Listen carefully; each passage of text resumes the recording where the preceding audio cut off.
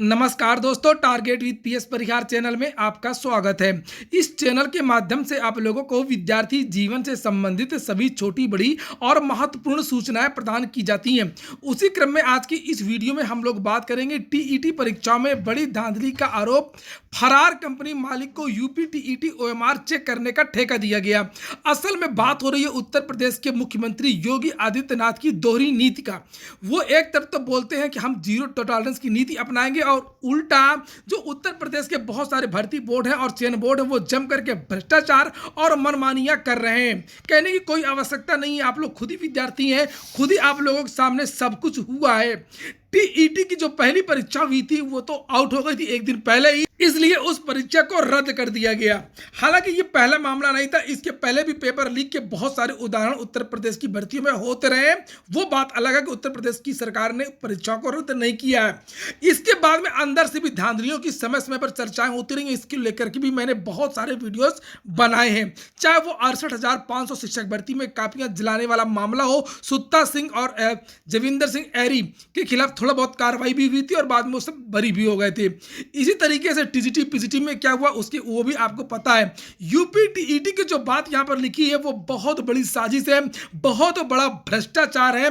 असल में मामला ये है कि जिस कंपनी को जो दोबारा टीईटी हुई है, जिसकी आज आंसर की जारी होनी है, जिसका 25 तारीख को परिणाम जारी होना, यूपी टीईटी 2021 का जो परिणाम आना है उसको चेक करने का जो ठेका दिया गया है वो राम नरेश शर्मा की कंपनी है, MRB company. MRB data service के नाम से ये कंपनी कापी जांचने का, ओएमआर जांचने का ठेका दिया गया है। बहुत सारे पीड़ित लोग आज पीएनपी आए थे और वहां पर इन लोगों ने प्रदर्शन किया और इन पीड़ित लोगों ने मीडिया को बताया आज कि इस कंपनी के मालिक के खिलाफ 4 एफआईआर अलग अलग जिलों में दर्ज हुई हैं।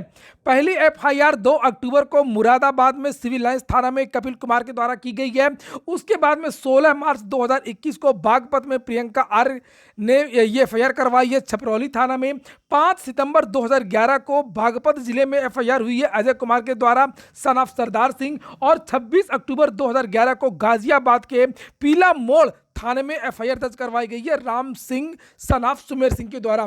ये एफआईआर इसलिए दर्ज हुई है कि राम नरेश शर्मा जो टीईटी की कापियां जांच कर रहा है, जिसका ठेका दिया गया है, इसने पैसे वापस नहीं किए हैं और लोगों के काम नहीं हुए हैं। ओएमआर दिखाता था लोगों को और कहता था कि इसका ठेका हमको मिला है। जो पीड़ित है वो केवल टीईटी के नहीं है, पीएनपी के द्वारा जो भी परीक्षाएं करवाई जाती हैं उन सभी भर्तियों के अभ्यर्थी थे।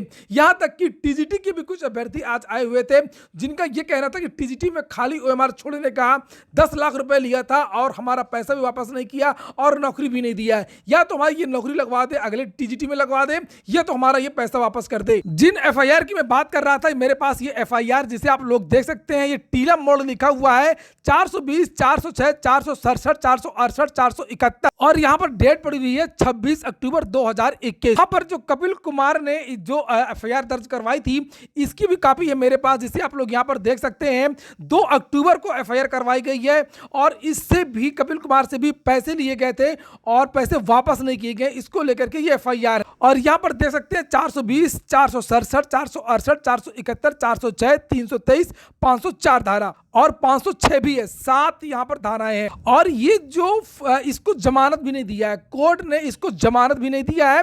एक तरीके से ये फरार है और इसी फरार राम नरेश शर्मा को फिर से इस टीईटी की कापियां जांचने का ठेका दिया गया है। बहुत बड़ा आरोप लगाया है लोगों ने और मीडिया के सामने ये सभी लोग आज आए हैं और इसकी जो पैठ है वो पीएनपी में कई सालों से है।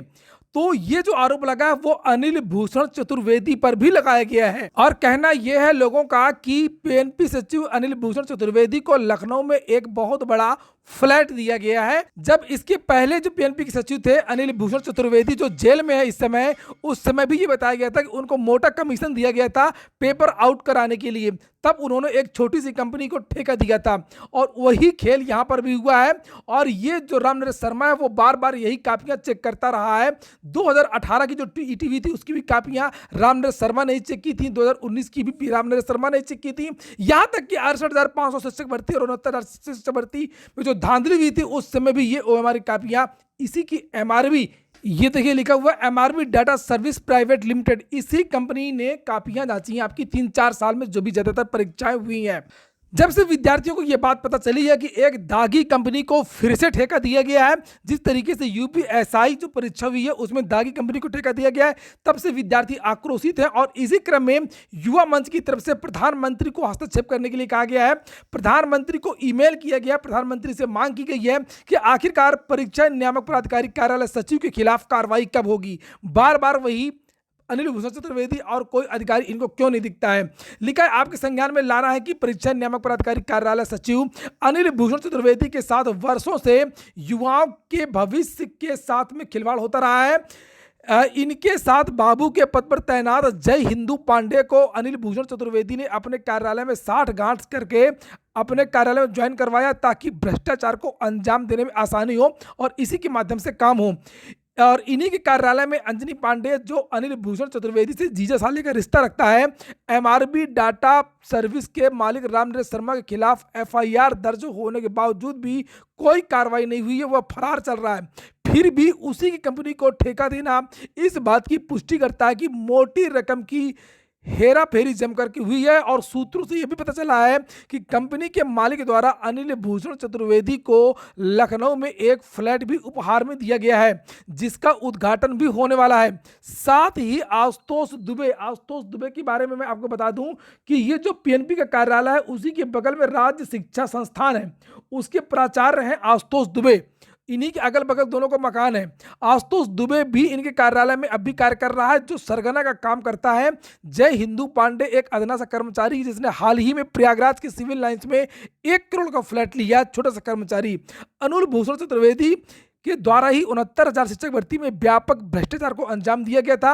अतः आपसे अनुरोध है कि इसके खिलाफ तत्काल कार्रवाई की जाए, जिससे युवाओं के भविष्य के साथ खिलवाड़ न हो सके। भवदी अनिल सिंह, अध्यक्ष युवा मंच। एक बात और बता दूं, यहां पर जिस आशुतोष दुबे की बात की गई है, जो पीएनबी कार्यालय के बगल में राज्य शिक्षा संस्थान है, जो ये वो पीड़ित वहां पर आए थे, उन लोगों ने जो बात की थी कि इनकी पत्नी का नाम जो है वो निर्मला पांडे है। अब पता नहीं क्या है क्या नहीं है। और इन्होंने उन लोगों का ये भी कहना था, ये भी इनका आरोप था कि निर्मला पांडे के खाते में 10,25,059 रुपए 9 मई 2019 को खाते में एमआरबी डाटा सर्विस कंपनी के द्वारा डाला गया है। इसी प्रकार से 2 बार और पैसा डाला गया, 2,70,000। ये निर्मला पांडे कौन है? एक तो इनका कहना कि ये आशुतोष दुबे की पत्नी है, ये तो जांच का विषय है, जो जांच करेगा वो पता चलेगा। लेकिन एक दागी कंपनियों को उत्तर प्रदेश में इतनी महत्वपूर्ण परीक्षाओं का ठेका क्यों दिया जाता है, ये एक सोचने वाली बात है। और योगी आदित्यनाथ की सरकार आखिरकार मौन क्यों है, वो बड़ी कार्रवाई क्यों नहीं करती है। तो अगर वीडियो को वायरल करना हो, आप लोग वायरल कर दें। पूरा वीडियो सुनने के लिए बहुत बहुत धन्यवाद।